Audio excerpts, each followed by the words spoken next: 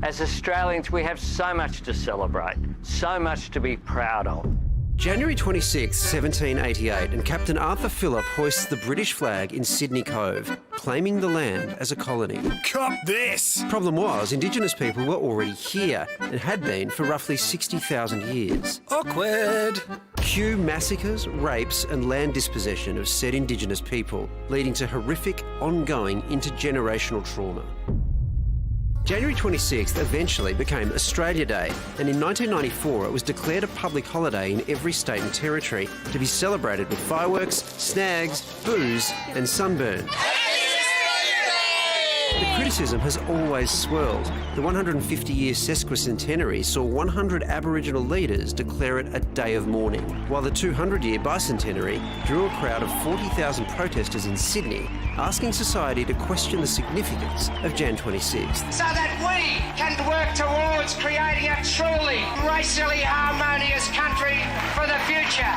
Over time, this sentiment grew and simple gestures kicked off great societal change. Some local councils stopped holding Jan 26 citizenship ceremonies. Triple J Radio stopped hosting its Hottest 100 countdown on the day. Big employers like Woolies and Telstra gave staff the option to work January 26th and take another day off instead. The Change the Date movement has taken off. So are you here to help us change that shit or what? And Invasion Day and Survival Day protests continue to this day. I am an angry black woman and I am proud of it. Uncomfortable with the date, this year Kmart stopped selling Oz Day merch. Victoria put a halt to its annual parade, and the Australian Open tennis flat out ignored it. We are mindful there are differing views, and at the Australian Open we are inclusive and respectful of all. Although a poll this week revealed around a quarter of Australians would prefer January 26th to be a day to recognise First Nations people, with a national holiday on a separate date, many Aussies continue to party like it's 1788, embracing the positivity of the day. We love Australia. It's a great day to celebrate. We're celebrating this beautiful country. Happy Australia Day! Albo has no plans to change it, but it's clear the date remains murky as ever.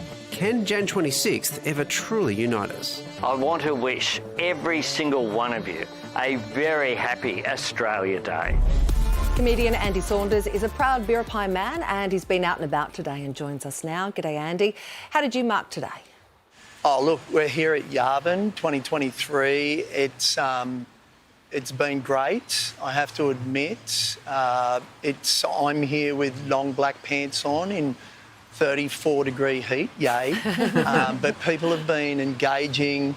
They've been engaging, communicating, connecting, conversing, and just feeling the vibe. It's a great vibe that you've described there. I mean, of course, you would have seen that vibe's not everywhere across the country. There's been quite a lot of tension, a lot of division, I think, just in the general community. Do you hold out hope that we might one day get past that there is harmony around the corner? Well, what's harmony? It's happiness, isn't it? And that's probably one of the elements that have actually helped my people survive. We're a happy people, but is there a chance? There's always a chance. I mean, people who don't want harmony are going to be kind of left behind by what looks and feels like a progressive nation, and it's exponentially growing. I feel like it's the worst way to grow old is to be left behind. Kmart is not selling Australia Day merch this year. There's been cancelled parades, the Aussie Open, the tennis isn't celebrating at all. Do you reckon these are all steps in the right direction? I'm not questioning that was a progressive move. I just think that sometimes moves like that at that level can be divisive and put a target on my people's backs. I don't want that, and my people don't want that. I don't know what the greatest approach is, but, you know, there are steps that we can take. We can educate. There's so many of my mob here today. They probably all love the project as well. But we can educate. What I would love to see is more black faces. If I could rephrase that, what I'd like to see is more Aboriginal and Torres Strait Islander faces on mainstream talk panels like the project. I would love to see our people and communities be taken seriously and listened to a little bit more, in particular our elders. They're probably better steps in the right direction. And like in 2023, you can't say that the right information isn't out there.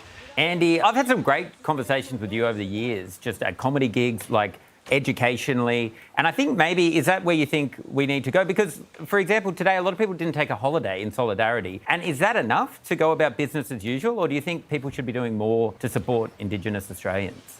I think, look, if going about your everyday business is the stand you want to take, no one can question your journey.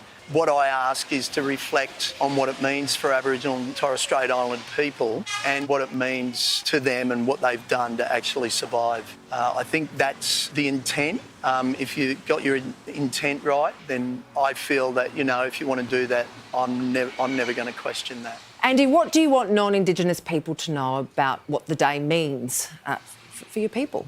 Our story's a bit like Avatar. Except we're not 8 foot tall and blue in colour.